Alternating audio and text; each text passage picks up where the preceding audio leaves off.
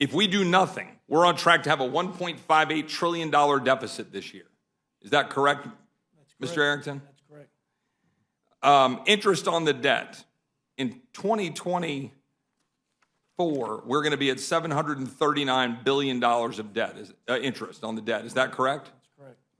When are we projected to spend more on interest on the debt than on our own national defense? The primary obligation under the Constitution of the United States. When is that going to happen? Do you know? The projections that I've got is 2025. And whether we get there at 2025 or 6 or 7, depending on interest rates in the economy, the point is we're staring down the barrel of more on interest on our debt than defending the United States of America. Is that correct? That's how I see it.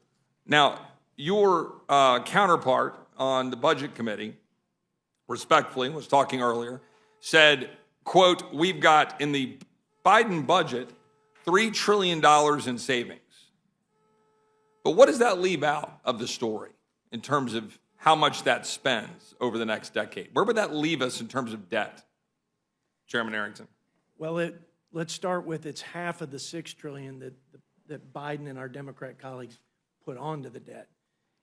So you have $17 trillion remaining, and in next year's proposal, the president's asking for $100 billion on discretionary and trillions of dollars in mandatory over the 10-year window. It is the largest sustained spending, taxing, and borrowing of any 10-year budget in the history of the United States, correct?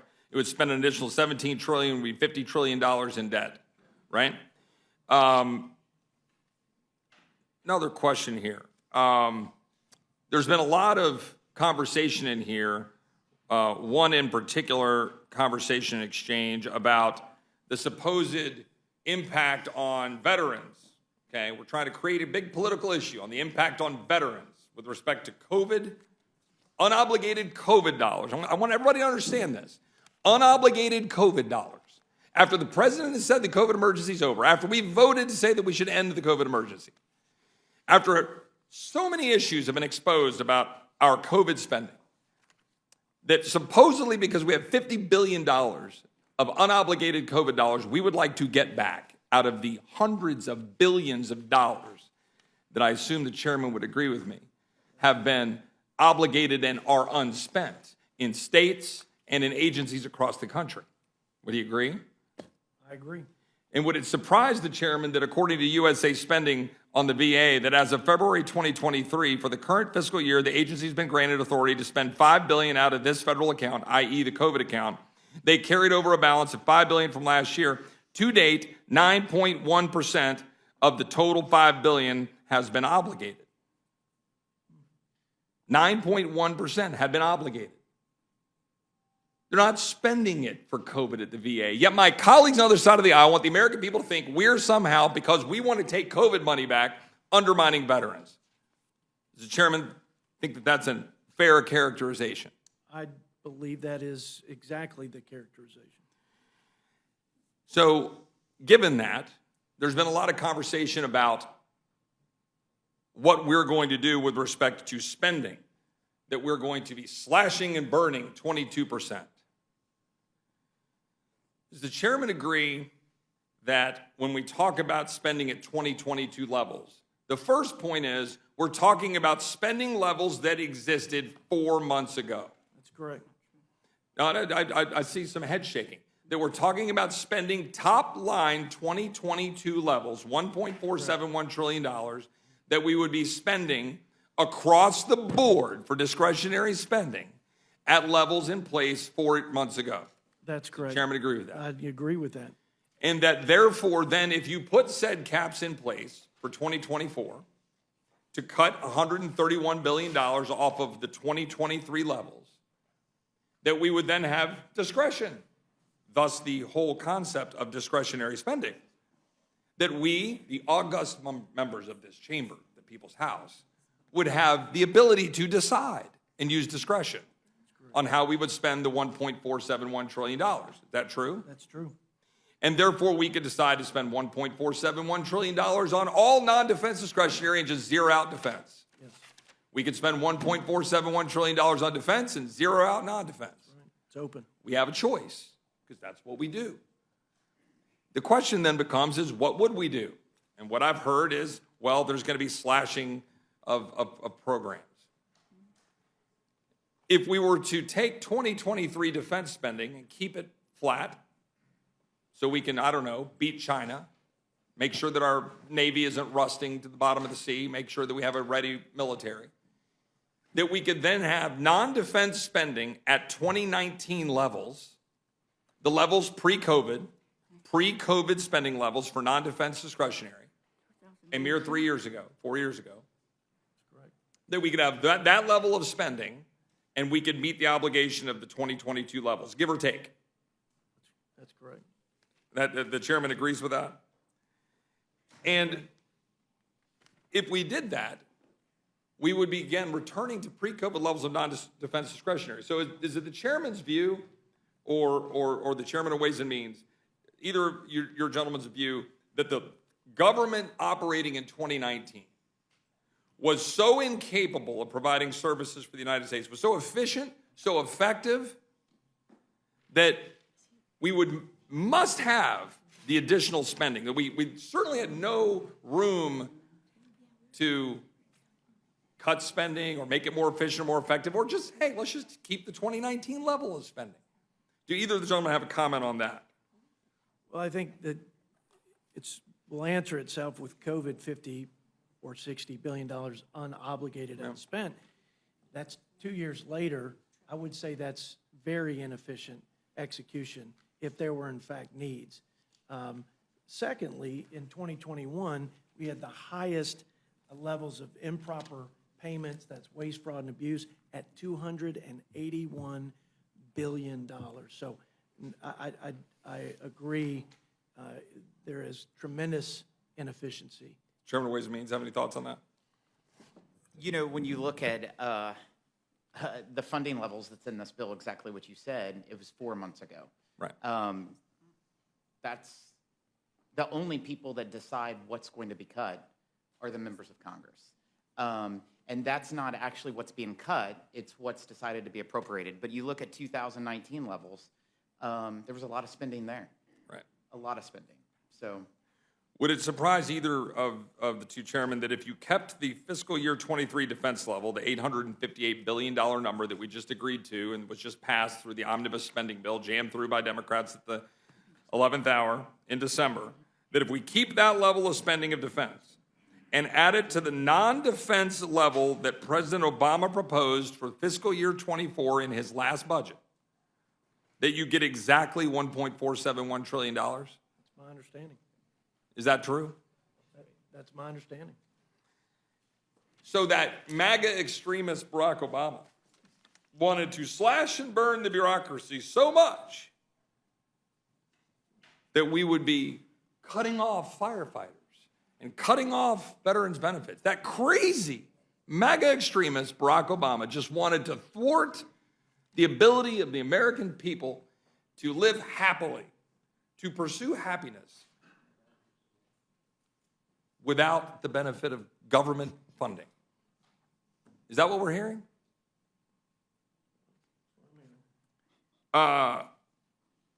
When Senator Manchin in a February 23 op-ed in the Washington Post called for, quote, capping the annual growth of discretionary spending at 1% for the next 10 years, is he a crazy MAGA extremist, Mr. Chairman?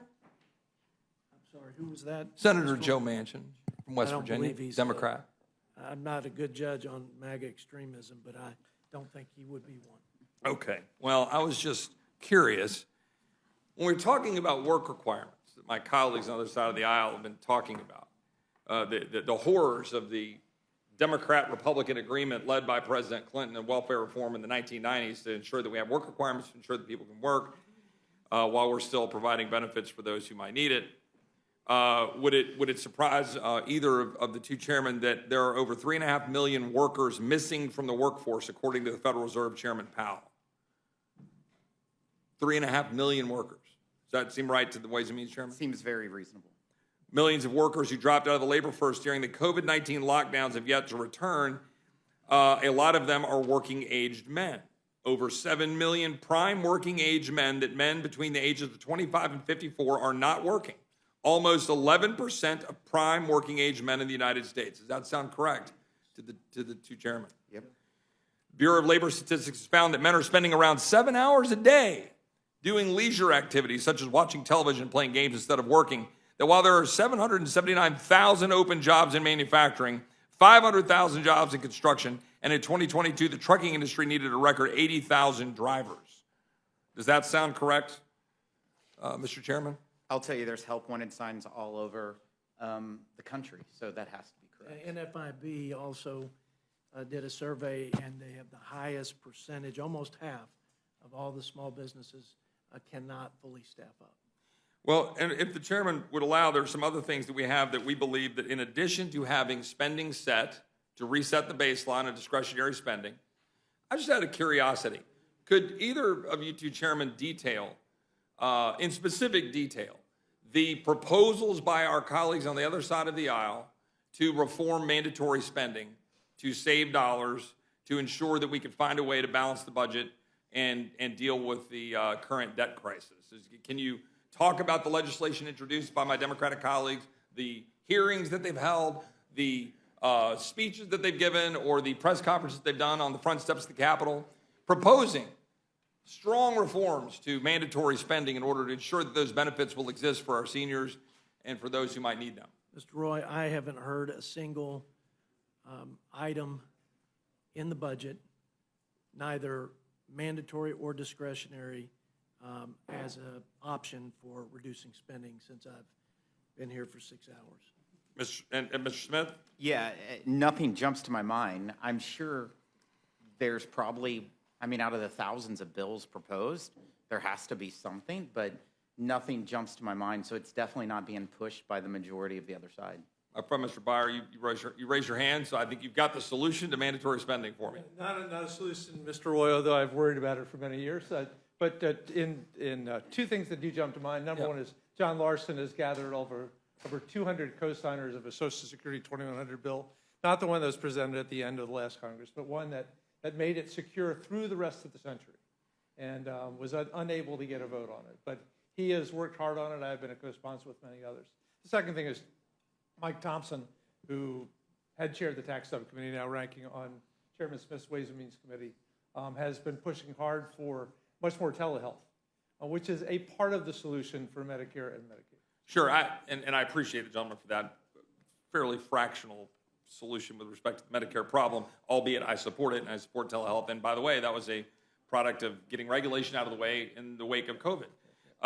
What I would though suggest is that those proposals, including Social Security, I still don't see them as a front and centerpiece for my colleagues on the other side of the aisle, the president's budget, but in particular, ones that would reduce the fiscal demand over the next 10 years, 20 years, 50 years, right? In other words, what is the actual solution that we try to figure out on how to manage the reality of the mandatory spending issue? And the only reason I bring it up, because we're touching mandatory spending here with respect to Medicaid, with respect to work requirements, and trying to handle that approach.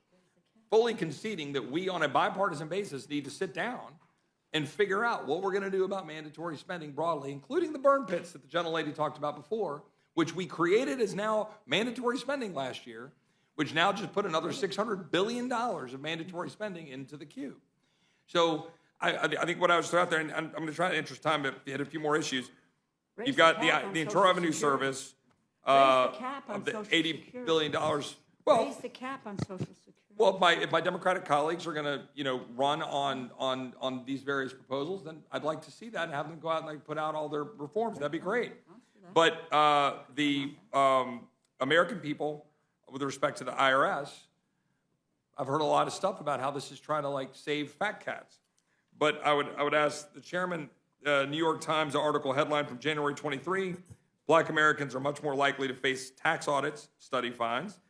Quote, Black taxpayers are at least 3 times as likely to be audited by the Internal Revenue Service. Here's a March 22 CBS article, IRS audits the poor at 5 times the rate of everyone else, analysis finds. My colleagues agree that, Mr. Chairman, that typically, especially Ways and Means, the IRS is more prone to audit folks who are at the lower end of the spectrum. The administration has been crystal clear that under the $80 billion that they received under the Inflation Reduction Act to the IRS, that they are projecting to be at the audits that they were at their peak. And their peak was in 2010.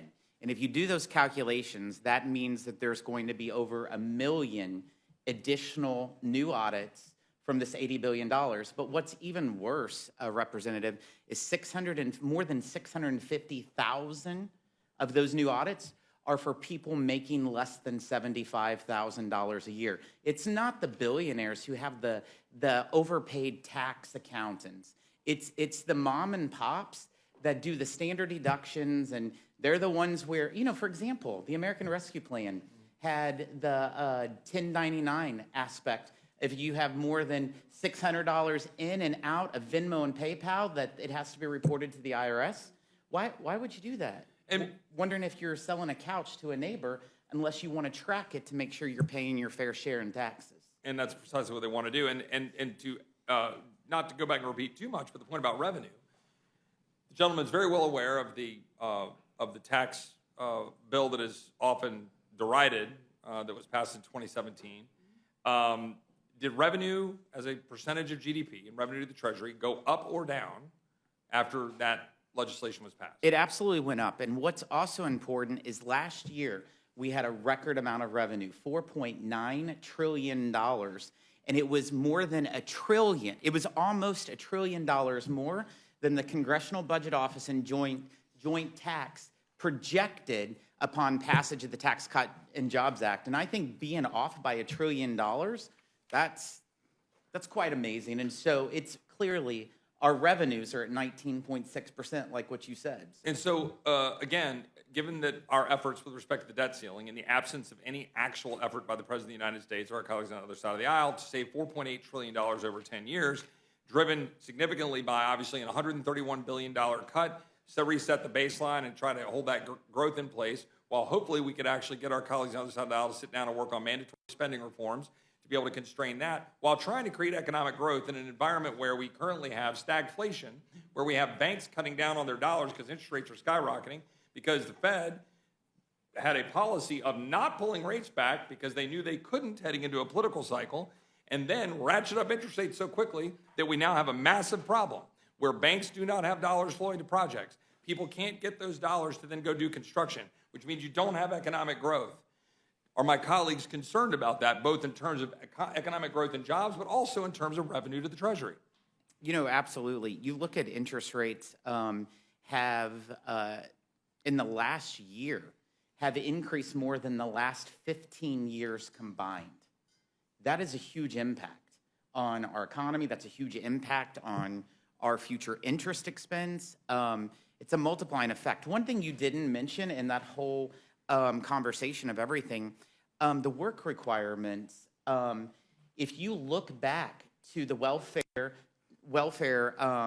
reform in '96, child poverty has been cut in half in the last 30 years after following those work requirements.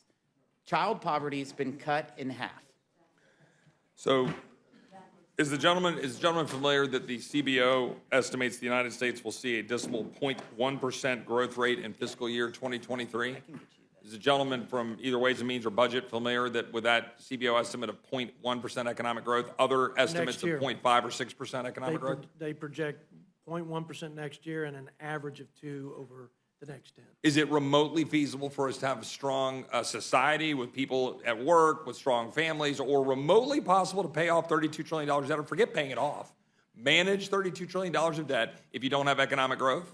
The way our fathers and grandfathers and the leaders of this country who had the political will to bring the debt to GDP down the last time we were at this level of indebtedness, they grew the economy, they put pro-growth policies in place, and they reduced spending. And we emerged as the only leader of the free world, the sole global superpower. I would suggest that same Texas two-step of growth and reduction in spending has to be applied today, and it has to be applied in a meaningful way and immediately, which is why we're having this conversation. I would also mentioned to my colleagues, many of you already know this, but 1% in GDP growth on average over the 10-year budget window is $3 trillion in deficit reduction. I would suggest that the 2% that CBO is projecting is actually overly generous. I think if you're going to tax and you're going to regulate and you're going to pay people not to work and you're going to have relaxed work requirements and welfare programs and you have a labor shortage, we're already seeing the economy recede, interest rates continue to climb, inflation hasn't gone anywhere and probably won't anytime soon. I think the policies right now are disastrous, and I don't think you can yield economic growth even at 2% with the current policies, but with pro-growth policies, pro-work policies, pro-energy policies. Get back to trade and executing on the trade deals that we've done and other pro-growth initiatives, we can grow to at least the 3+% that we were growing prior to COVID after the Tax Cuts and Jobs Act. Staring at a stagflationary environment with high interest rates, high inflation, and low economic growth, with considered concern for decreased economic growth, and therefore a real possibility of a stagflationary environment, what options do we have for economic growth? Would it make sense, for example, to increase taxes in order to create economic growth? Would it make sense to, for example, have a high regulatory environment with increased regulations, for example, through the so-called Inflation Reduction Act, which strangles our ability to have abundant American energy? Would that make sense? Yeah. Would it make sense right now in a stagflationary environment for them to be in a situation where they'll be able to use interest rates and monetary policy? Are they going to be able to juice it, or are they going to cut rates to get economic growth, which will then potentially result, depending on the situation, on more inflation? Are the gentlemen concerned about these things? With respect to the Inflation Reduction Act, heard a lot about that. You know, Goldman Sachs had a study recently that said that the Inflation Reduction Act's so-called climate subsidies, that is, subsidies for unreliable energy, will cost $1.2 trillion. $1.2 trillion, which is over 3 times the original estimate of $391 billion, $271 billion of which are subsidies. Can you subsidize economic growth? Or in fact, are these subsidies actually payments to fat cats and corporations who are making money on the back of so-called green initiatives in a crony capitalistic system in which they get enriched in the name of so-called green energy? Would the gentleman from Ways and Means like to talk about that? Yeah, 90% of all those green handouts that was in the Inflation Reduction Act are to companies with sales of more than $1 billion. And financial services is 3 times more to financial services than it is any other industry. It's not to working class families. It's not to small business. 90% of the credits in the Inflation Reduction Act goes towards businesses with more than $1 billion in sales. And in regards to the Goldman Sachs of $1.2 trillion, just today, Joint Tax, official scorekeeper for Congress, revised the Inflation Reduction Act, and they said it is at minimum $570 billion. And this was a bill that passed 8 months ago, and that's excluding the EVs, which is projected to be almost another $200 billion on top of that. So it's showing that even joint tax was off by more than double. And Goldman Sachs is saying $1.2 trillion. With the Goldman Sachs estimates of costing $1.2 trillion, they gave the reasons, quote, "This is driven by higher estimates for all categories, especially our significantly higher estimates for advanced manufacturing tax credits and EV tax credits," like the gentleman just said. The IRA would provide uncapped subsidies to EVs, while the Biden administration is literally using the EPA to eliminate the internal combustion engine. Now, that's not hyperbole, right? Is it hyperbole to say that the Biden administration wants to eliminate the internal combustion engine? Is that not the goal? I think they've been pretty clear. And It in was fact, amazing that the president in his State of the Union actually claimed that fossil fuels will be used over the next couple of years. That was, I thought, at least a step, but only a couple more years. it also subsidizes every new wind and solar project, while the Biden EPA is issuing rules requiring power plants, most recently this last week, to cut or capture nearly all of their carbon dioxide emissions by 2040. Now, the gentleman from Texas knows that in Texas we have a lot of wind and solar. The grid is perilously close to being about 50% wind and solar. What happens on a windless, cloudy day? Where do we get the power? Better have some roughnecks punching holes in the ground, or you're not going to be able to keep the lights on. I mean, it's as simple as that. I hail from a district that leads the nation in wind energy production. We produce more wind energy than the state of California 3 times over. But I'm also in the largest oil and gas patch in the world combined.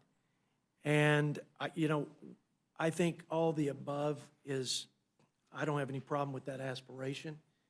But you've got to be careful not to distort the markets such that you cause even greater damage to our baseload production and raise cost even more than we're seeing because of the uncertainty and the lack of oil and gas production, not to mention, like somebody had said earlier, about 90% of every product, laptops or iPhones, glasses, shoes, 90 to 95% of everything we use has some hydrocarbon connection.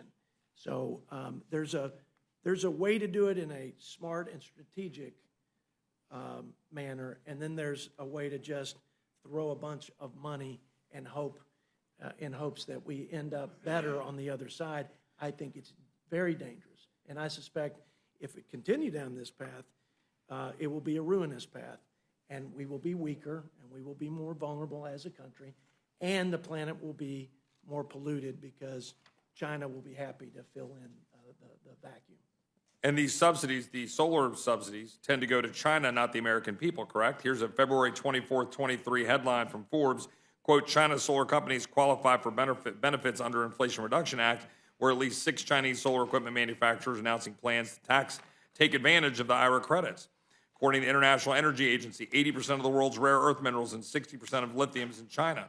According to the World Economic Forum, of which, I'm no great fan, China's share of all the manufacturing stages of solar panels is now over 80%.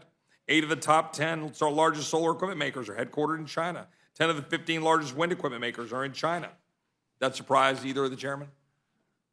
We had the Coalition for Prosperous America, that they just released a new analysis finding that Chinese manufacturers could earn up to $125 billion from the green credits in the Inflation Reduction Act. Electric vehicle credits, $7,500 per to subsidize wealthy donors. According to the 2019 CRS report, 78% of the electric vehicle tax credits are claimed by filers making $100,000 or more per year. Is that surprising? Nope. According to Kelley Blue Book, the average EV costs over $17,000 more than its gas-powered counterpart. So if we go to all battery-powered cars by 2030, what the administration wants to do, how are the people that are supposed to be the beneficiaries of those $2 meals supposed to pay for a vehicle? According to Bloomberg, more than 76% of electric vehicles were in states Biden carried in the 2020 presidential election. Even Joe Manchin, who supported the IRA, is criticizing recent Treasury guidance that would funnel the EV tax credit into nations that hate us. It is a pathetic excuse to spend more taxpayer dollars as quickly as possible that further cedes control to the Chinese Communist Party in the process. Here's the title of the 2021 New York Times article, Electric Cars Are Coming. If the nation's grid up to it, if every American switched over to an electric passenger vehicle, the United States could end up using 25% more electricity than it does today. Back to those grid demands, which if they're all wind and solar, where's the power coming from? Is it coming from all of those nuclear projects that my colleagues on the other side of the aisle are approving on a daily basis so that we can have unfettered, non-CO2 producing, reliable nuclear power? Either of the gentlemen aware of significant nuclear projects being promoted by my colleagues on the other side of the aisle or the president? I'm not aware. I'm not aware. I thought CO2 was killing the planet. Well, I'll ask the gentleman from Virginia, sure. There is a huge initiative, Department of Energy, on small nuclear reactors. Sure. Trying to be permitted all over the country. And all that was started, for example, under my former boss, Secretary Perry, former Governor Perry. What I would suggest is that the last time we've done anything was permitted in the 1970s in Georgia, and it still isn't even off the ground and running. Meanwhile, China is producing how many nuclear powered plants? China's got 1,100 coal-fired plants. They're producing 2 per week. They're producing wind and solar. What are we doing? We're not producing squat. We're producing wind and solar. Also, can people feel good about themselves? But we haven't launched any nuclear power plants. I'm glad those projects are going on over at Department of Energy. But we could unleash them if we just get the regulatory state out of the way. We could get nuclear power going in next Friday if you unleash the entrepreneurs of this country. I've got 1,000 more things I could say about the absurdity of the complaints, but I defer to the gentleman that seems to want to say something. Mr. Roy, I made a comment earlier that we operate in a fantasy world in Washington when it comes to allocation of resources and budgeting, because there's just little consideration for paying for things. And I mentioned that all parties present, or at least the 2 parties, have in some way made their fair share of contributions. I think that there is one exception to the American people paying for programs and policies that were not offset by revenues or by cuts in expenditures.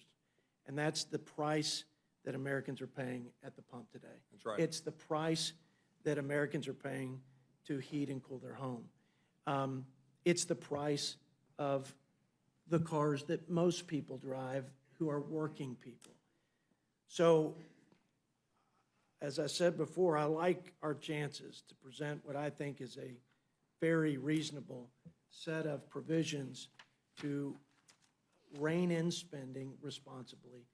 And one of those happens to be the tax credit for green industry. And the second is unleashing conventional resources that have been gummed up because of the constraint on supply, mainly through whole of government regulatory assault. You do those 2 things. In just this small debt ceiling proposal, and the American people will see the difference, and the prices will come down, and they will see that their quality of life is tied to the hydrocarbon. It is tied to the cleanest producer of natural gas in the world, and that's our American energy producers from West Texas and throughout the basins in the United States. Well, I'll just say this. The president is irresponsibly refusing to negotiate. That's it. It's plain and simple. Each of the 8 major deficit reduction measures implemented in the last 35 years were tied to a debt limit increase, because you got something you can actually use to have a conversation about what we're supposed to do. We always talk about balanced budget amendments. Well, if you can't use a debt ceiling to figure it out, you're sure as hell not going to use a balanced budget amendment either. Because right now we have a decision to make. Are we going to borrow more money, spend more money we don't have, or are we going to change the way we do things in this town? In 2004, President Biden announced he would have voted against a debt ceiling vote he missed, saying today's fiscal mess is the inevitable outcome of policies that consistently ignored evidence and experience. My symbolic vote, because he missed the vote, against raising the debt limit would have been a protest of the policies that have brought us to this point, and a demand that we change course.